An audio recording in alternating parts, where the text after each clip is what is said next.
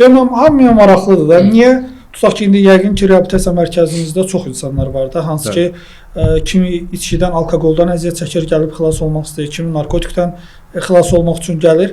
Niyə məhz tanınmış jurnalistlər və yaxud da ki, Elmir Qəhrəmanov vardı, müğənni yadımdadır. Siz getdiniz bu yaxınlarda onu, bəli, getdiniz onu qarşıladınız, cəza çəkmə müəssisəsindən və orada paylaşım elədiniz, hər kəs sevinirdi. Niyə bax bu tip insanlar daha çox sizin reabilitasiya mərkəzi tərəfindən önə çəkilir, daha çox qabardılır? Bunun bir səbəbi nədir?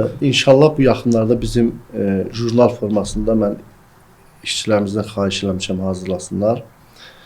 Təxmini 60-70 nəfər arası. Mən ödənişsiz müalicəyə götürmüşəm. Amma bu tanınmış şəxslər onların içində saysaq, misal üçün Nəsim müəllimdir, Ceyhun müəllimdir, Elmirdir. Ondan sonra kim var? 3 nəfərdir. Hələ ki, bəli, bu 3 nəfərdir. Daha çox üzv olanlar. Biraz şirdək 3 də gələk, 6 nəfər. Amma 60 nəfərdən çoxu mən ödənişsiz. Bugünkü gün mənim mərkəzimdə həmən Nəsim müəllim olan yerdə harca 6 nəfər ödənişsiz var. 20 nəfərə yaxın pasientdir, amma 6 nəfər ödənişsiz var orada. Bir evdən misal üçün 2 qardaş götürmür. İndi onlar jurnalda çıxacaq.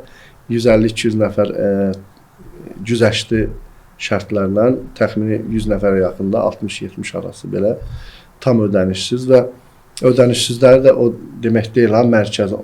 Onların deyək ki, çoxunun misal üçün dişləri elə Elmir qardaşımızda da diş problemi var idi. Dişlərini düzəltdirmək, geyimdən təmin etmək və başqa həkimdə yoxlatdırmaq, hansı ki, yoxlatdıranda özəl klinikalarda aparıb tam check-up müayinə elətdirir.